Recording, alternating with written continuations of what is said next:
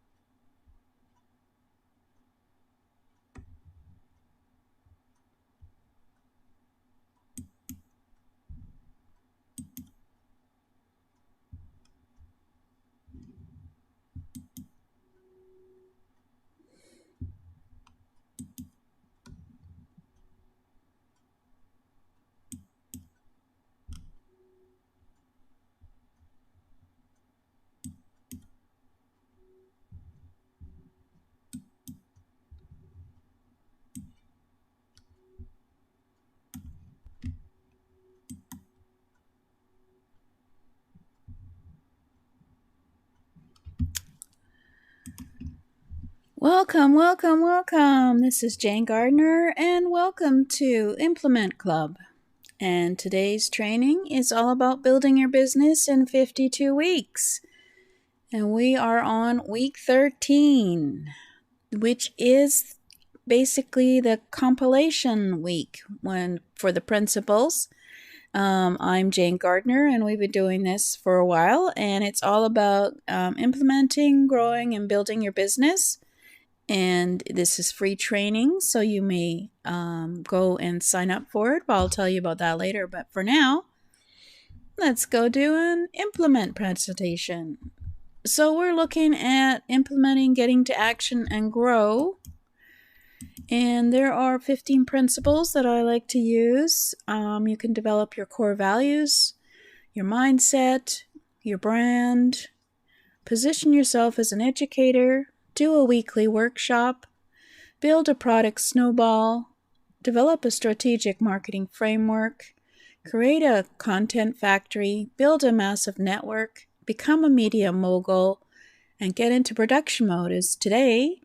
And then it's build a learning center, create an online community, raise and build an affiliate army, and then put systems in place.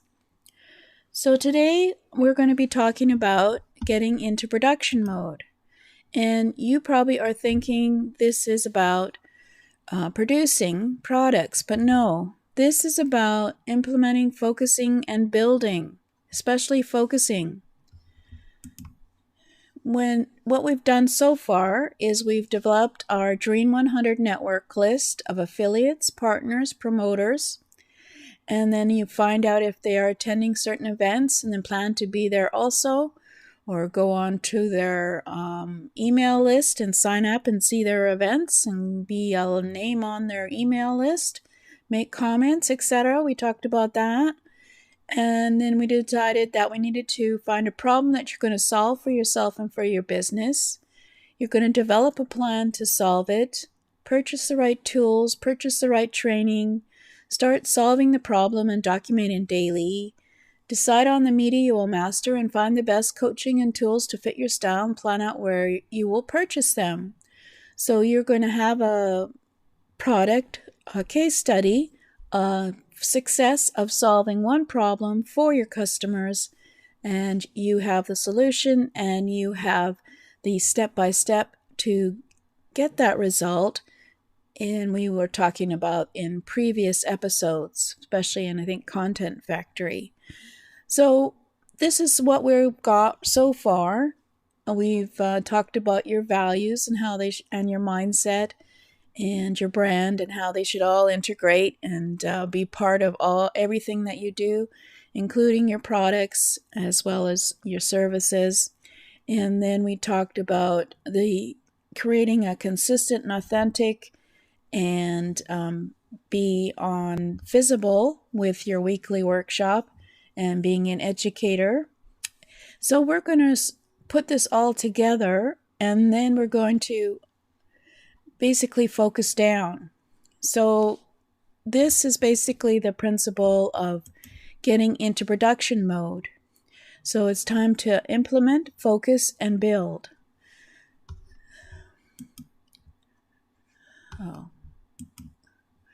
So you need to determine all of the necessary interactions you need to help a customer to buy your product. Assuming that you've been testing or you have some sales for a product or service, or at least interest, you can work backwards from the sale and then look at what is the process for a customer to buy that product. And so what needs to happen for a customer to see the value in what you offer and make the purchase of whether it's your signature offer or learning center, if it's your front end or introductory offer, or your offer for high-end coaching. You need to map directly from where you are to this point, backwards. When you think through this process, don't think about a one-time sale. When you get stuck, you will need to purchase training or coaching and go back through the information products you have and decide on the way and then follow it. But don't use the method to generate the results. Get the training to generate the results you want in order to get the sales conversion. So we're in this episode, we're basically looking at your sales funnel, if you haven't already guessed. And we'll be talking about creating a sales funnel further in the next episode of production mode. But what is a sales interaction? On the simpler level, it's a call to action leading to the customer going to your purchase page and making the decision to buy. It's all of the customer interactions needed to get the customer to that point. You need to map the conversations, the social media comments, the interactions from a customer not knowing you to trusting you enough to make the purchase. When you learn there is a new part of the process where you need to have an interaction, you will need to change your map. This means that you have to have a good idea of what your audience wants, a good idea of what you can deliver, and a way of making an offer instead of just selling a product. Once you know the exact conversation needed and the interactions needed, this is your straight line, according to Jordan Belfort. The straight line to repeat sales. So we are looking at your customer journey. What are the mechanics for the customer journey to buy? From visiting you, whether on your website or your social media, becoming aware of you, and then being intrigued by what you offer because you have been showing them what you offer, and then the customer wanting the offer, buying the offer, and making the sale. What is the mechanics for the customer journey to buy? So this is based on the principle of the goal by Elihu Goldratt and the Theory of Constraints book. I should probably put a picture of the book next time as we go over, repeat the concept. In this book, there was a plant activity that was being discussed as a business story. Every division had its own objectives. It was assumed that if each division did its part right and met its goals, that the company would meet its goals. But the company didn't measure how each goal led to profit. So where the divisions were successful, they were unprofitable and unproductive. So, for example, if one division decided there was a certain machinery that was, wearing out and maybe had 5 years of life left into it, their goal was to go and find the best price for that new machinery. But was that the goal of the company? No, that wasn't the goal of the company. The goal of the company is always profit. It's always sales. So they could have waited on buying that machinery for 5 years if they had all had the same goal. So the same thing can happen to information marketers if they don't measure the straight line that leads them to repeat sales. So production mode is your straight line. You must design your schedule around the straight line. What do you need to produce consistently for repeat sales? Do you need affiliate relationships? Is it videos ranking? Is it prospecting? Is it blogging? Is it social media posting and networking? Is it emailing? What brings your customer in touch with your call to action for repeat sales? So that you have to find out by working backwards from having a transaction, a sales transaction. What happened during the customer's journey to that sales transaction that made it successful? Did you find the most potential customers when you wrote an ebook and they read your ebook? Or did you find the most customers from one social media platform versus another? So you have to figure all that out. What is your straight line from a customer being unaware of who you are to actually buying that product? So this is a very important principle for information marketers, is to cut out all distractions. Do only those processes to get you to your sales goal. I should have that actually larger. This is a very important principle on the production mode. So let's make it larger. There we go. Do only those processes to get you to your sales goal. I got stories on distractions, but we're going to continue on because it's only a 20-minute training. So be careful with your social media. Only do social media that brings customers into your sales process. So, for example, I would only have a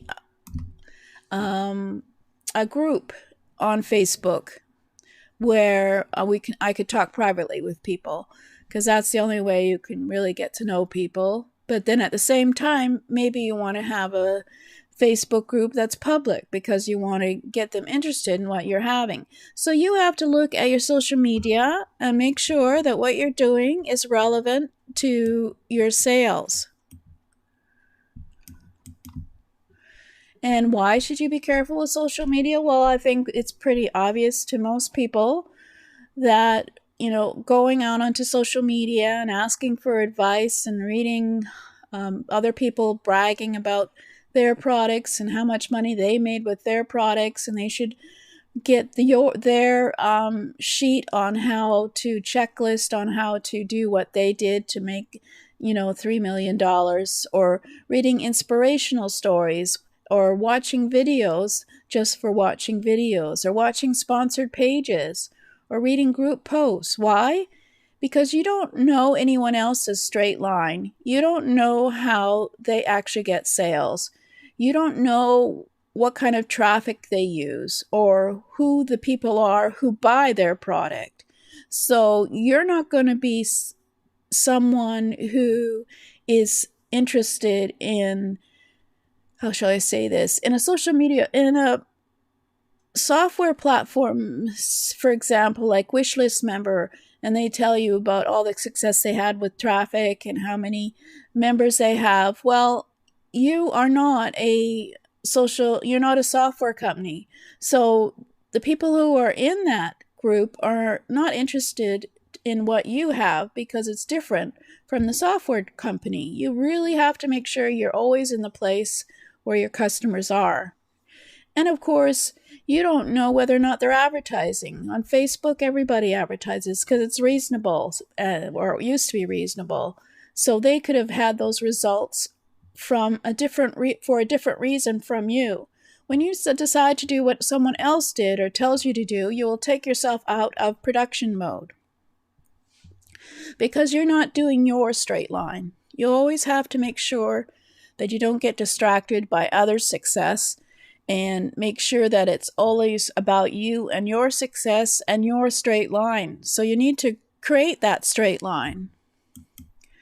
So also, when you're thinking about the goal, you need to be more restrained when buying your resources. When buying resources, software or tools or a program or coaching, only buy what you need now to get your sales process working and growing.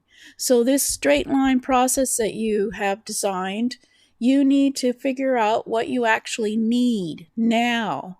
Don't go and buy someone's bright, shiny object, someone who's made $1 million by using ChatGPT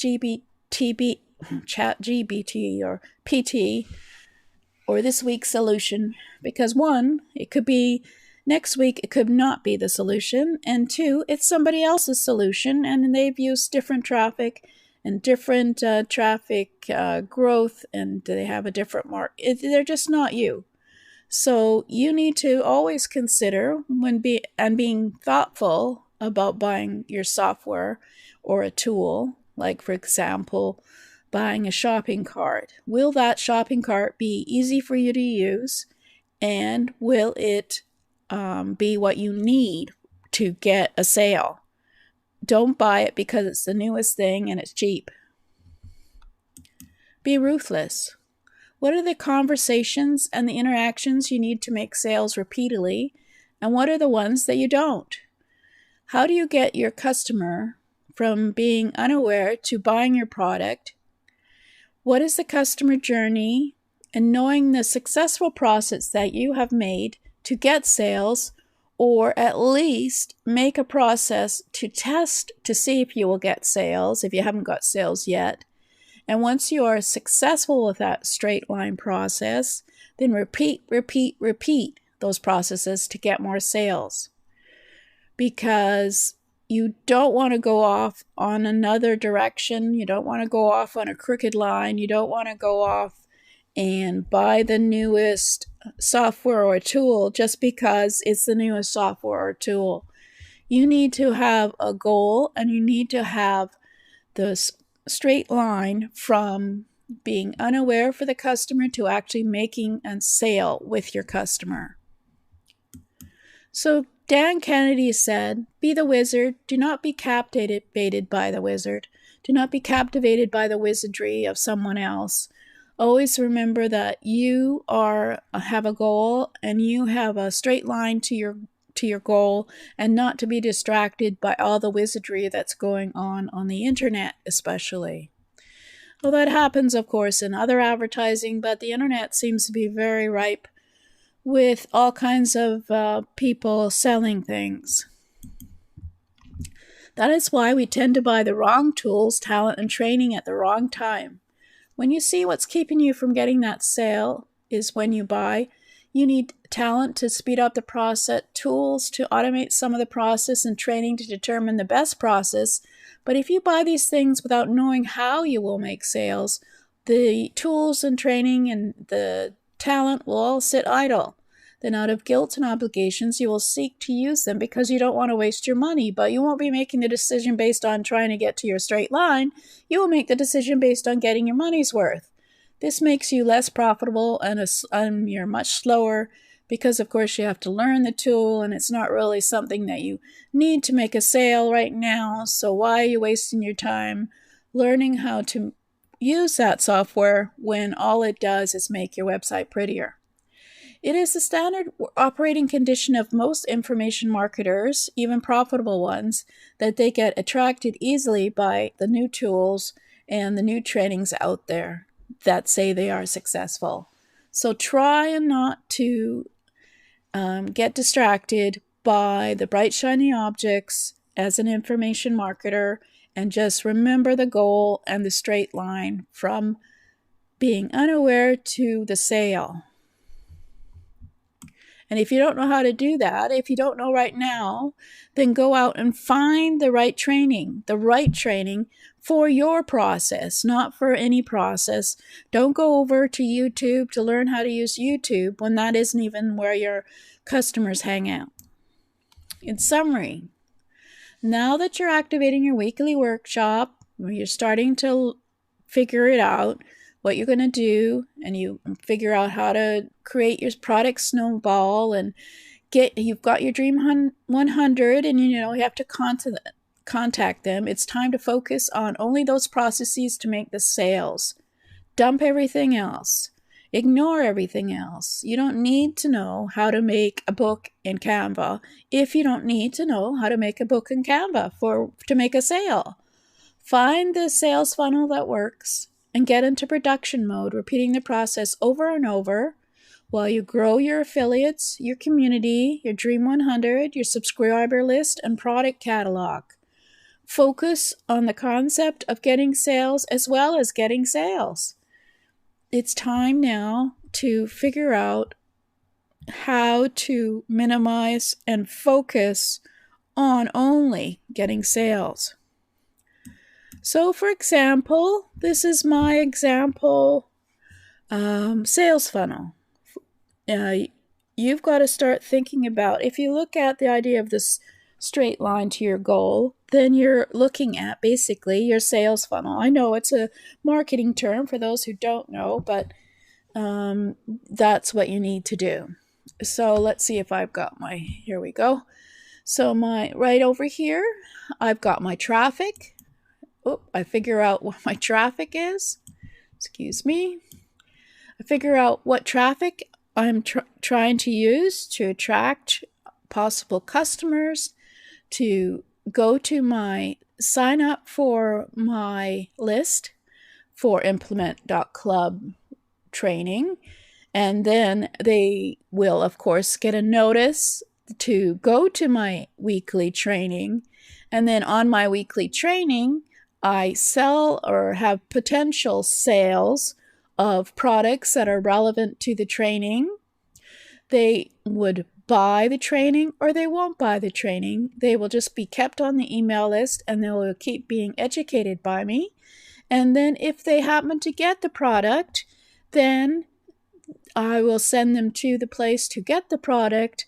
And on that area is my learning center where there'll be other products that they can buy. And if I can educate them well with an email list explaining why they should get the other products, then I might get more sales from that. And then I have another tier.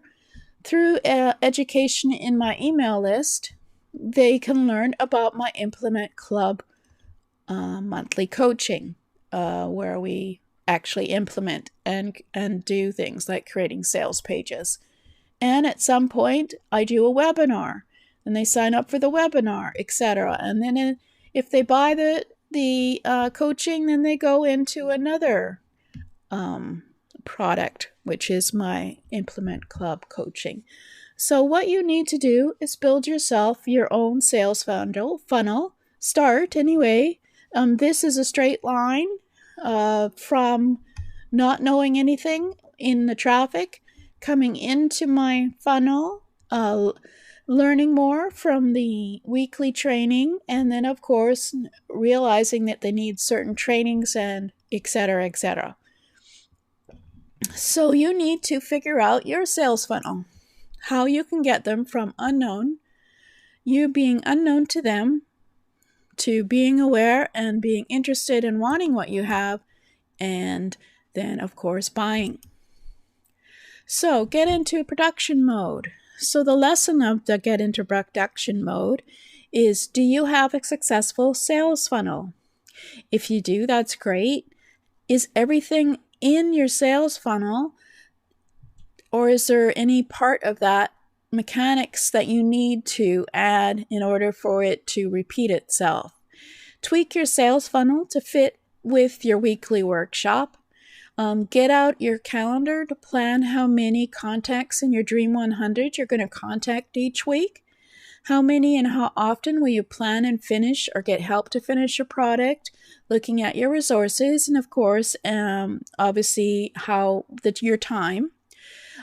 Put into your calendar the weekly workshop topics in dates, and create a deadline to set up an affiliate program for what you are selling. Because in order to grow your business, you need other people.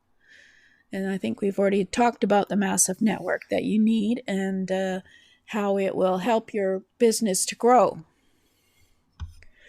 So those are some of the things to do this week. Next week, we're going to look at building a learning center from all those weekly workshop assets you will have. So for example, I have 12 weeks of trainings now, and I have been figuring out what I need to include as a workbook or workbooks for each week, and basically how to drip it to someone who signs up for the free weekly trainings, and etc., in a learning center. And I've just put it into a learning center, and hopefully next week I will have the link for you to sign up for the free membership in the learning center with the Build Your Business 52-week free trainings. And next week we'll talk about some of the strategies and why you should have a learning center. So thank you for listening. This is Jane Gardner, and I'll see you next week.